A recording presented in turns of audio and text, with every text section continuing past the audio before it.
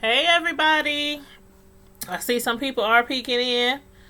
I was trying to wait for a few more people to come in before I start the live, but I'll go ahead and say, hey, how y'all doing? How's everybody doing? Who's ever joining in the live right now? Please do me a big favor and make sure you hit the like button. Show your girl some love. Show your girl some love. We need those likes. I used to wonder why people always be like, hit the like button. Please hit the like button. Come on, y'all. Hit the like button. Show me some likes. Show me some likes. And then I realized it's because there are a lot of people out there who just be giving you thumbs downs for no reason. No apparent reason. They just come across the channel, see you live, and, or, the haters, haters out there. I would hope to think I don't have any haters because I never had any issues with anybody on YouTube. But shoot, you never know. Nowadays, you never know. You never can tell until you can tell. But anyway, tonight we're going to be talking about Good Girls. We are now on season 2, episode 12. And let me say, it was a very good episode. The last episode was a very, very good episode. And we got some answers. And also, one thing that I have been thinking about from the last episode regarding Annie, I was right. I was absolutely right. I mean, okay, y'all come on in. Before I get started, come on in and hit the like button. Last episode on Good Girls. The last episode was called Hunting Season. And if you remember on the last episode, hey Roxanne, hey boo, how you doing? How are you doing? Did you get to watch the last episode of Good Girls? It was a very good episode. It really was. And I'm anxious to talk about it and discuss it with you guys.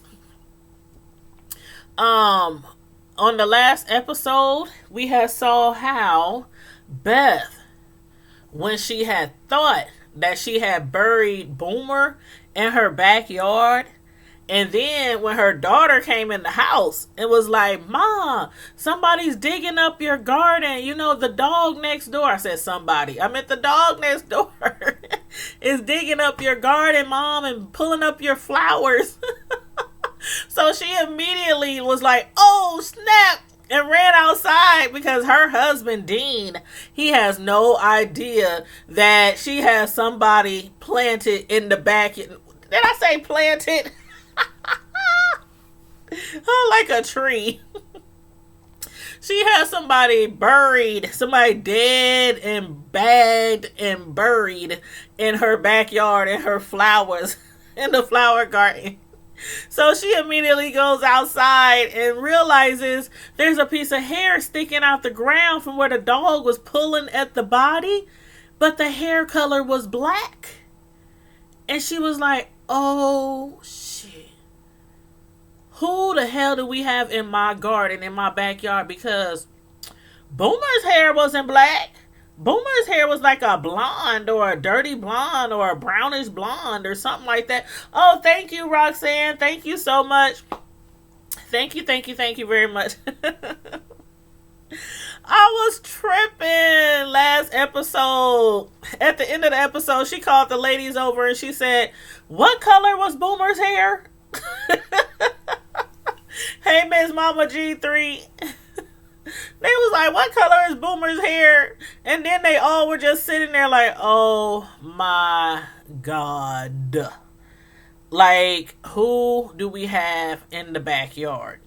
So, of course, they have to find out. They're like, okay, whoever is in this backyard has black hair. And Mary Pat, she claimed that she killed Boomer, right? She had told them, I killed him. He was abusing me. He raped me. I was trying to get away from him with my kids. And he tried to chase us down, in the van. And he ran behind the van and she went in reverse. And ran his butt over. And killed him. So we thought. So we thought, I was like, who the hell is that? Who is in the backyard? Who's in the dirt with the black hair? Where's Boomer? And I'm thinking, did she kill two men? Or was this a mix-up? Did Rico actually kill somebody? Because, he good for that. He good for that. And they just took the wrong body out the meat freezer. I was like, oh my goodness. So, this episode, we saw how the ladies, they were trying to put their heads together, trying to figure out what was going on. They sat back and they started, thinking about everything Mary Pat has said and, trying to fix it, trying to put the stuff together in a puzzle. Like, what's going on? And so then they started stalking her. They knew where she went to church. She wasn't at home. So they started stalking her, in her church, started sitting outside the parking lot because they knew that she would go to church because she was a faithful churchgoer. Eventually, she pulls up to the church in her minivan, the same minivan that she hit Boomer with, the same minivan she said she killed Boomer with. And when she saw them... she was talking to the kids, had the back of her minivan up and was talking to the kids in the van. And then she looked over and she was like, uh-oh. That girl started booking. She broke camp. But it was funny because when she was running, she looked like I would be, like my big old butt trying to run. It would look like she was in slow motion. She was like... And Ruby said, why does she look like a gazelle trying to run? I was cracking up because she wasn't getting nowhere. I don't even know why she tried to run. She should have just closed the back of that minivan and jumped back in the car with them kids, and I would have burnt rubber all through that church parking lot, hitting parishioners and everybody. Pastor, you better move. What Luda say? Move, bitch. Get out the way. I would have been mashing right through that parking lot, but she tried to run. She tried it. But anyway, Annie, Beth's little sister, Annie was like, hold my purse, hold my clutch. She took off and ran, and she jumped on the back of her. Oh, that was so funny. I'm like, oh no, Mary Pat. See, before we run, people, thicker women, on the plus side women, before we start to run, we need to practice. We need to practice. I be like, my knees is bad. I'm not running nowhere. I'm about to jump back in that car and mash through that parking lot of that church. For real, Roxanne. If y'all didn't see it, that was funny. She was like, this would look like she was doing slow motion, baby. Ooh, slow motion, baby. But anyway, Annie finally caught up with her. Jumped on her back, child. She jumped on her back, and Mary Pat fell to the ground. They ended up, dragging her back to Beth's house, taped her to a chair, put her kids, in the dining room with her other kids, so they can eat dinner and whatnot. And because they was like, why we here? Where's mom? What's going on? And they was like, oh, she's kind of tied up right now. She was tied up all right, duct tape, tied up, everything strapped to a chair. And they was like, okay, you got some splaining to do. Some splaining, not explaining. You got some splaining to do, Miss Mary Pat. And I'm sitting there like, okay, please make it make sense, because I'm thoroughly confused, and I know they was thoroughly confused, and some of y'all was probably thoroughly confused, because I'm thinking Boomer's dead. He's dead. He's out the picture. The FBI Agent Turner, still on they butts, trying to get them for counterfeit money and a murder and everything, but they thinking he's dead. He's buried. Even though I said that I don't think that was a smart idea of Beth burying him in her backyard.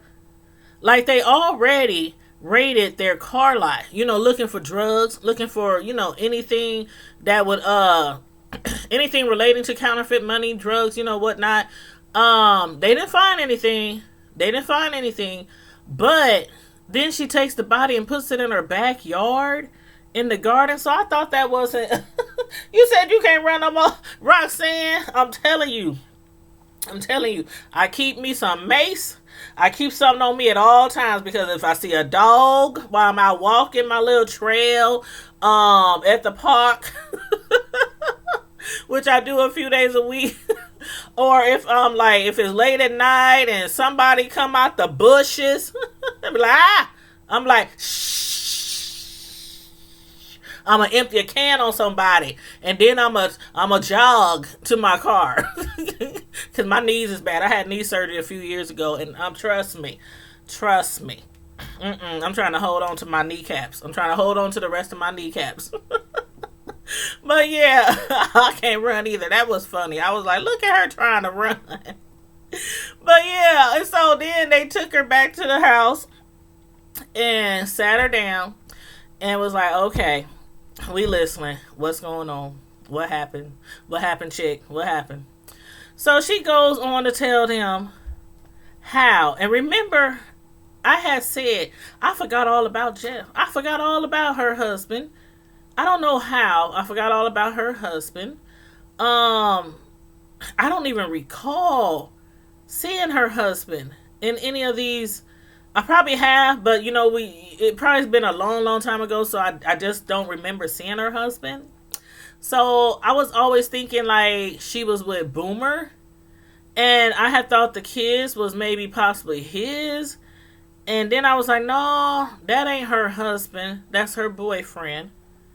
And that explains why he was talking to them kids crazy. Sometime he was talking to them crazy. And she was, getting abused by him. And don't forget, he raped her. And that was the whole reason why she was trying to run. She packed up the kids in the middle of the night, and they hauled ass trying to get out the house. Here he come running out the door. What you doing? Where you going? He runs behind the van trying to catch up, and she put that thing in reverse and went right over him. And then I was trying to figure out who the heck she called. If y'all saw the show, now I was watching it from work, in between work and stuff. I was watching it on my phone when I was at work. And I'm like, I remember her getting in the van, making a phone call, and then she was like, she told him, because we couldn't hear the person on the other line, but she told him, she was like, okay, I didn't know who else to call. I need help. I didn't know who else to call. And she was like, okay. So she left, went to the store, took the kids to the store, because remember, they was first supposed to be hauling ass and moving and getting far away from Boomer. That's what the plan was. But once she ran over him and assumed he was dead, she called somebody else to come help her with the body. She comes back to the house, walks to the back of the yard, because after she hit him with the van, she dragged him all the way up the driveway and behind her house, and she had him like in a tarp, some type of tarp, like a tent tarp or something, I don't know, and wrapped him up in that. But when she came back, that fool wasn't in there. So I'm thinking, oh, whoever she was on the phone with then came and got his butt and took care of him. And so then I'm still like, well, who's the man with the black hair in the backyard of Beth's house in the garden? She starts explaining a little further. And told them about her husband, Jeff, who has black hair, by the way. And he was outside playing with their children. And while he was playing with the children, he either had a heart attack or he had a stroke. And he just fell out in the grass, because they was rolling around in the grass and playing. He's picking up the kids, stuff like that. And he just lays back in the grass and doesn't move. And I'm like, oh, shoot, this man had a heart attack. The kids, they still out there playing and running around for who knows how long, because they didn't come right in the house. But when they finally did come in the house, she was like, where's your father? They said, oh, he's sleeping in the grass. So she went outside, saw her husband in the grass, and she just knew automatically something's wrong. So she goes, dials 911. But she didn't tell them to come because while she's dialing 911, she's looking to the side at the table of this check or this money order, cashier's check, whatever it was. It was some kind of money from the government or something like that. And I couldn't see because, you know, they didn't show like a super close up how much the money was, but it had to been a lot. It had to been a lot because what she did next was she hung that phone up. They was like, 911, can I help you? She was like, my husband looked over at that check and she was like, oh, never mind, wrong number, and hung up the phone. This girl done messed around, and the person who she ended up cutting up and chopping up and putting in her freezer in the basement was her husband and not Boomer, like she told the ladies.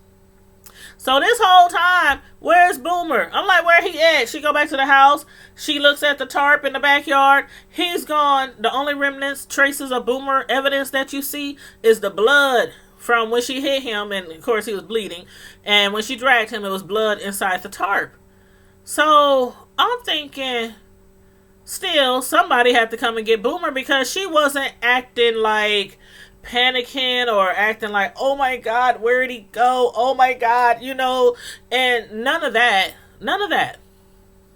So life went on until the dog started digging up Beth's backyard and she saw a black strand of hair and she's like, hold up, that's not Boomer.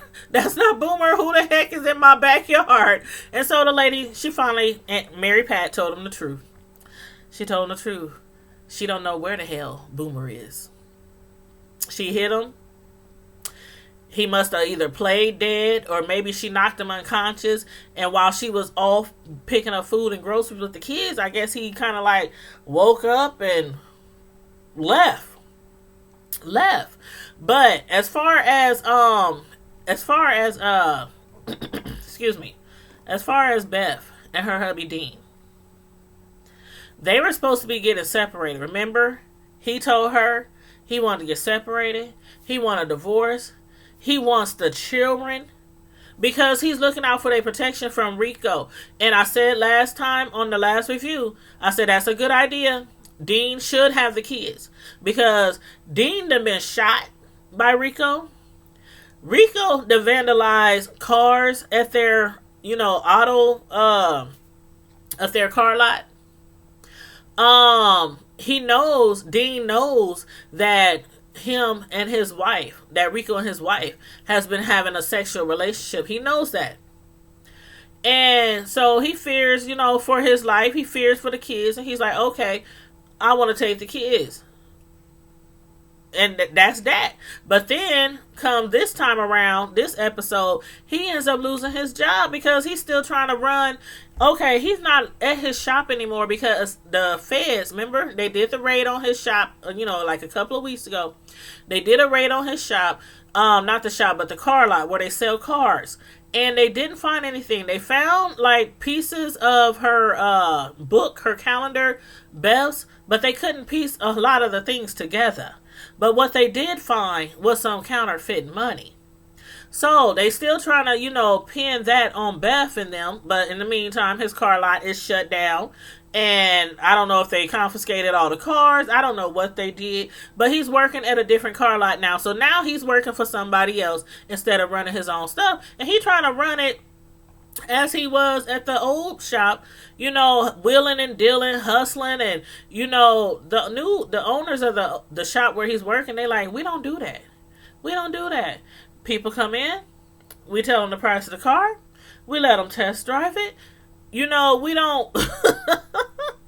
And this is not common because car salesmen, their job is to put you in a car no matter what. Whatever they gotta say, whatever they gotta do, they will haggle you to death to get you in a car. So that's what he was doing, even though the managers and them kept telling him that's not how we run this over here. Anyway, he finally sells the car. They find out. They fire him because he was haggling the customer and he upsold the car. So they was like, you gonna get that person a refund? He was like, I wish I would. And they was like, okay, don't worry about it, Dean. Don't worry about it. You ain't got to worry not giving her no money back. Matter of fact, you won't be making no more money here either. You fired. So they went ahead and fired him. Now, the thing is, he has no job. So, he can't take the kids nowhere because he has no job. They have no money. So therefore, he's going to continue staying at the house, and they just going to try to make it work, the best way they can. So they had sat down and talked to the kids and explained to them that they were separating, but they're not going to do that. That's on hold right now. That's on hold. You said, ladies, I'm going to have to leave. I have one more day to hit it. Have a blessed day. Hey, see you later. Thanks for tuning in, Miss Mom G. And so as far as Rico goes, though, because she was trying to reach Rico because the body in the yard. They're like, okay, Rico is under the impression also that their trouble with Boomer, the one who was, giving them trouble and blackmailing them and all that, he's under the impression that he's dead because Beth told him. They handled it. He initially, remember, like maybe 4-5 episodes ago, initially he told Beth to kill Boomer. Gave her a gun and everything. She couldn't do it. She let him walk, told him, if we give you, I think what was it, 15,000? 15 or 20, something like that. If we give you this much money, would you promise us that you leave the state and leave us alone? He was like, sure. Give me the money. Sure. I'm leaving first thing in the morning. Whatever. We knew that wasn't happening. He lied. And he ended up, so we thought, getting killed by his ex-girlfriend, Mary Pat. So she's hitting up Rico, and Rico is not answering his phone. And I'm like, why this man ain't answering his phone? And she's like, why isn't he answering the phone? This is serious business. She about to go to jail for murder. They trying to pin a murder on her for Boomer, and they have no Boomer. They have no body. So she trying to get help from him. And as usual, Rico, he has his way. He has his way of helping people. Like, he might not outright say, I got you. You know how he talks and he holds his hands together like this? I got you. It ain't none of that. If he helps you out, it'll be some underhanded way where you still owe him even more and more, and you continue to owe him. And that's why the ladies keep dealing with him, because they keep continually owing him for them selling stuff for him, counterfeit money, money laundering, drugs, the pills, whatnot. So they still owe him. So they're trying to reach him. He's not answering the phone, She leave him like 15, 20, 11 messages. He's still not answering the phone. Finally, he answers the phone and meets her at her house. She runs outside. She's going off on him. Why you gonna be answering the phone? He talking about, I was at Legoland. I was hollering. Cause Rico, I like Rico. We have a love-hate relationship, me and Rico. Or Rico and I.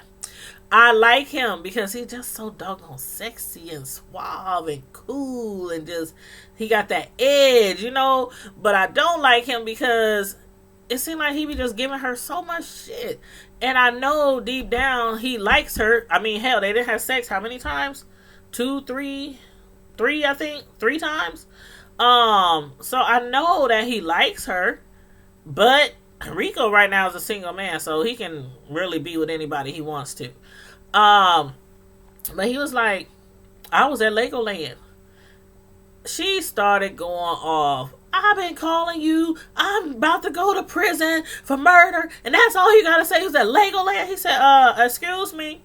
Like my thumbnail says, y'all. Like my thumbnail. If y'all seen the 5 Heartbeats, y'all remember when he had that man hanging over that rail. And because he tried to come at him sideways about some money. And he was like, my hours of business are 9 to 5. You got that? And the man was hanging over. Yeah, I got that. He's hanging over the edge crying. I got that 9 to 5. Rico was like, I don't discuss business. I don't work when I'm on vacation. And she was like, that's when she finally realized what she is to him. She was like, so I'm nothing but work to you? Yeah. You know how he talks. He's like, yeah. And he just has that look like so nonchalant, like, and what you gonna do about it? So anyway, she jumped out the car. She's like, okay, I'll figure this out on my own. After talking to Mary Pat,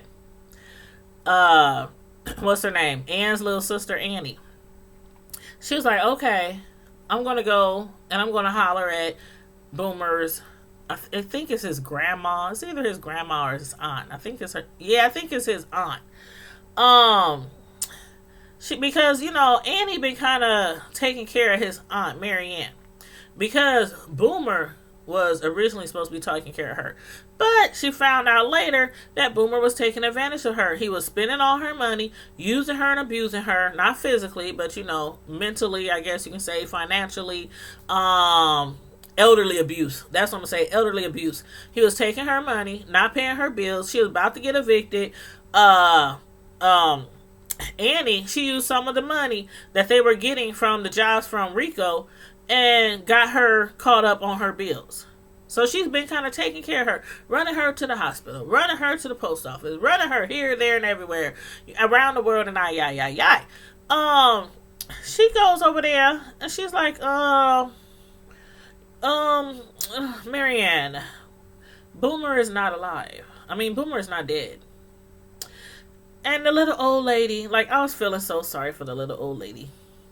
She's like, how do you know? How do you know he's not dead? How do you know? So you mean to tell me he would just not answer my phone calls and not check on his elderly aunt, and just, I've been crying for months and he just not, you mean he's still alive? Are you sure? Man, that lady deserves an Emmy. I know she's an actress and this is a TV show, but she deserves an Emmy. She played that off so good. She had Annie fooled so well. And like I said at the beginning of the episode, I kind of had a feeling that she was lying this whole time. Every time when she would talk, have you talked to Boomer? Has he called you? Has he came by? Has he wrote you? Have you had any contact with him? No. He's probably dead somewhere and left me and my little old lady to myself. She played it off good. I was like, what the hell? Okay.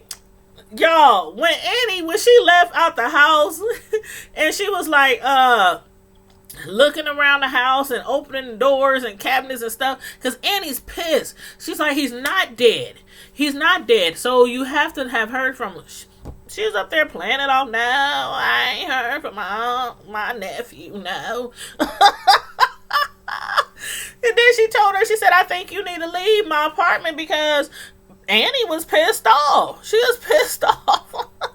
Thank you, Roxanne. She was pissed off. She was like, okay, cool, old lady. I'm going to leave you.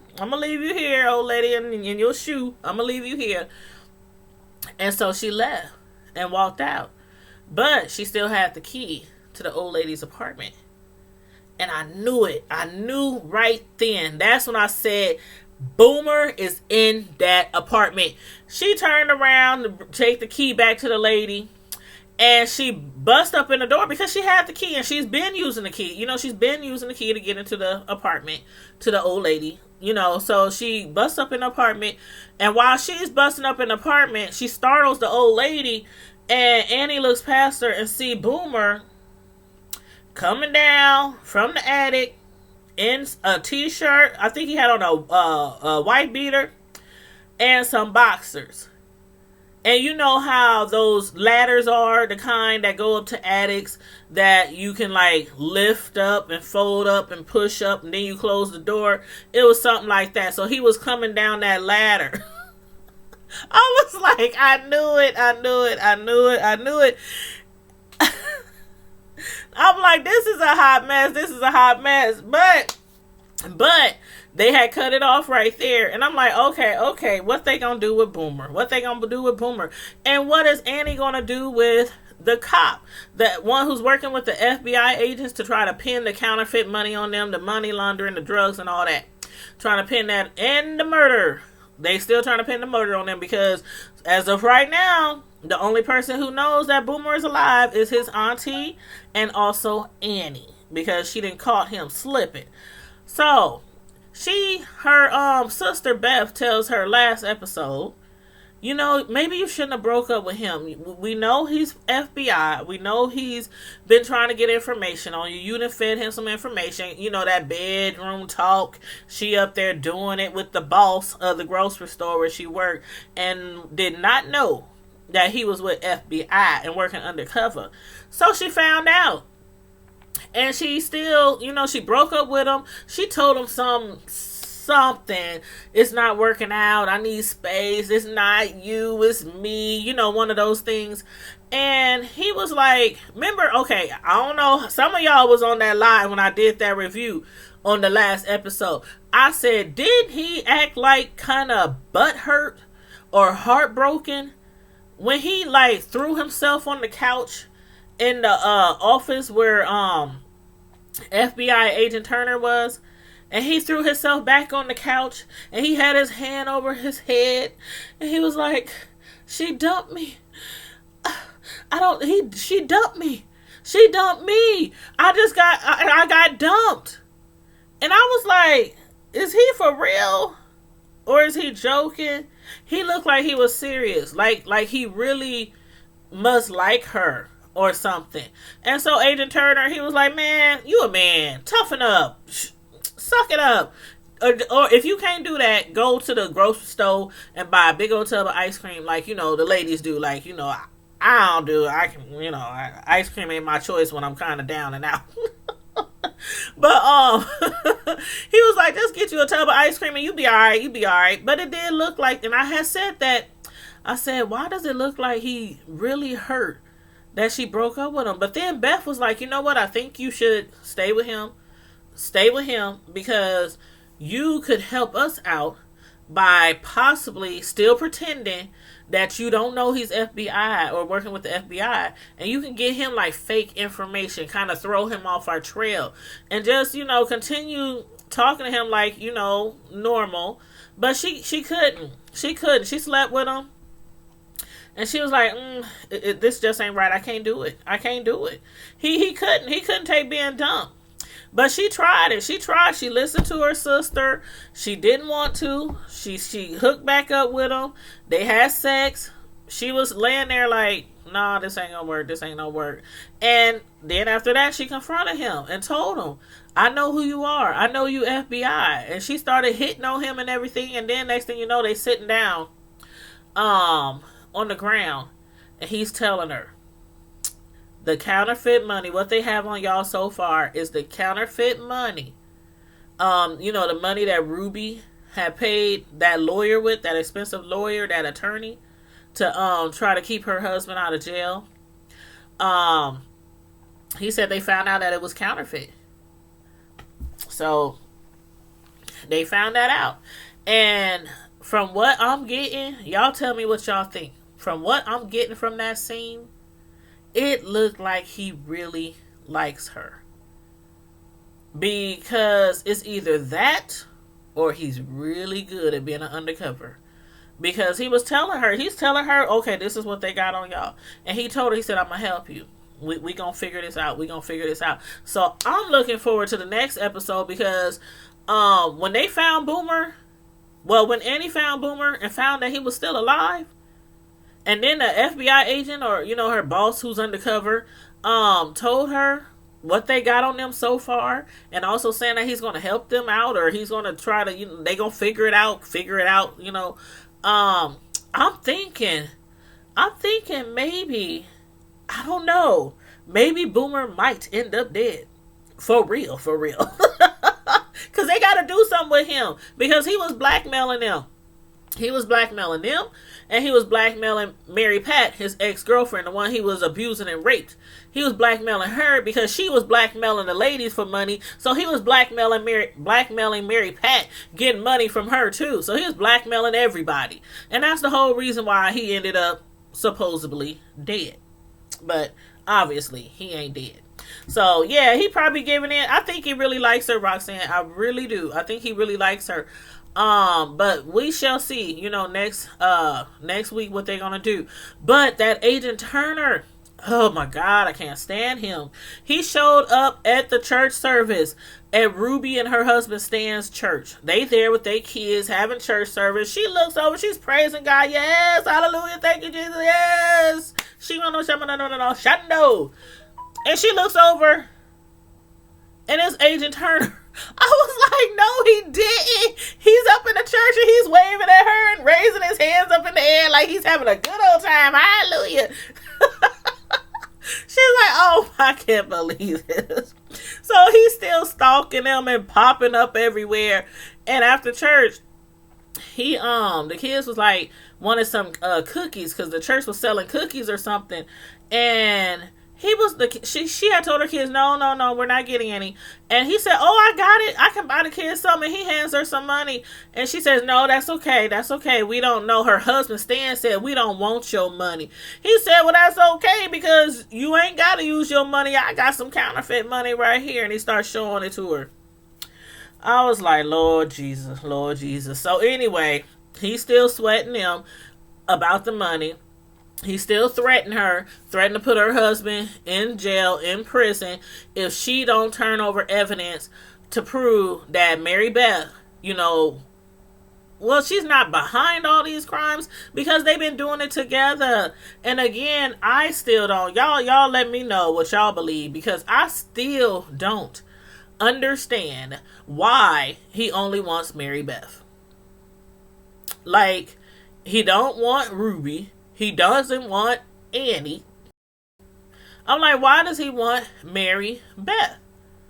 And I'm like, if it's because of Rico, why isn't he trying to follow Rico around and trying to, have people trail him as well? He's just stuck on Mary Beth for some reason.